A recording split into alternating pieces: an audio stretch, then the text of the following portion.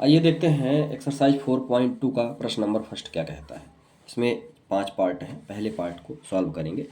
Find the root of the following quadratic equations of the factorization. मतलब factorization method से क्या करना है, इसका रूट जो इक्वेशन दी हुई है इसका रूट फाइंड करना है। ठीक है, ये मेरा एक्स स्क्वायर है, x square minus 3x minus 10 equal to 0। ठीक है, तो इसको मैं फिर से राइट डाउन कर देता हूँ। X square minus 3x minus 10 is equal to 0। ये आपने सेकेंड चैप्टर में भी पढ़ा हुआ है ना। इसको हम फिर से यहाँ पर देखेंगे। इसमें हमको इस चैप्टर में 2 मेथड पढ़नी है।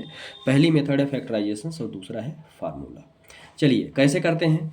सबसे पहले तो हम इस पार्ट का और इस पार्ट का मल्टीप्लाई करते हैं, है ना। तो इस पार्ट का और इस पार्ट का मल्टीप्लाई करेंगे तो हमको कितना मिल गया, 10x स्क्वायर, और ये 10 माइनस में है तो ये मुझे मिल गया माइनस 10x स्क्वायर।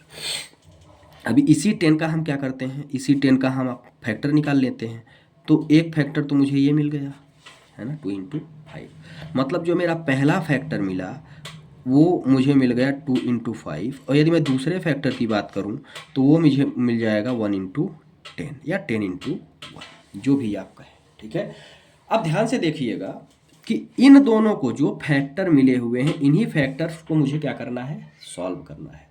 इन्हीं फैक्टर को सॉल्व करने के बाद मुझे ऐसे सॉल्व करना है कि ऐड करूं या सब्ट्रैक्ट करूं तो मुझे यहाँ पे माइनस 3x मिले। बात समझ में आ गई।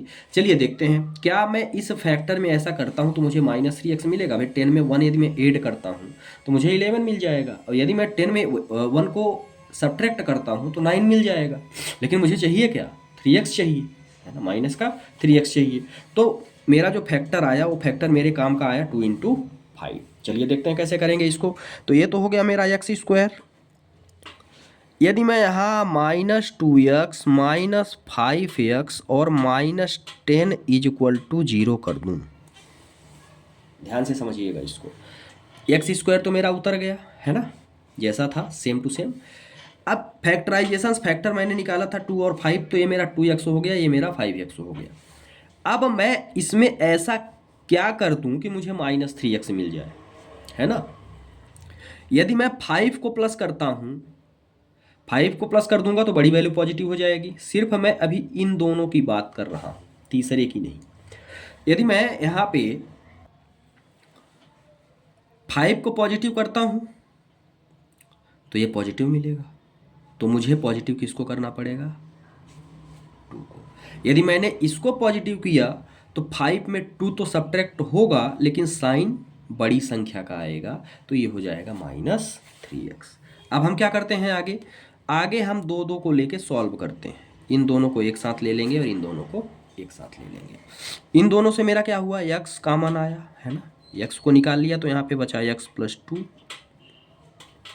यहाँ पे यदि मैं कहूँ माइनस 5 निकाल लूँ, इन दोनों टर्म से माइनस 5 निकाला तो 5 निकाला तो x तो बचा, और यहाँ से माइनस निकला था तो यहाँ भी आ गया x प्लस 2 इक्वल टू मुझे कितना मिल गया, 0 मिल गया। ठीक है, अब आगे यदि हम चलते हैं तो भाई ये दोनों टर्म मेरी सेम है, तो इसको हम एक बार लिखते हैं। तो ये हो गया x प्लस 2 और ये x minus 5 is equal to मुझे क्या मिल गया, 0 मिल गया। ठीक है, दोनों को एक बार 0 के बराबर कर दो तो x plus 2 is equal to 0 and x minus 5 is equal to 0।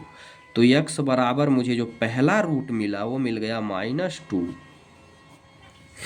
और दूसरा रूट मिल गया x बराबर 5। ठीक है, यही दोनों मुझे फाइंड करने थे, सिर्फ रूट निकालने थे। तो ये रहा है आपका रूट। प्रश्न नंबर फर्स्ट का फर्स्ट पार्ट यहाँ पर हुआ कंप्लीट। कोई दिक्कत हो तो आप कमेंट करके बताएं। चैनल को सब्सक्राइब करें, वीडियो को ज़्यादा से ज़्यादा शेयर करें।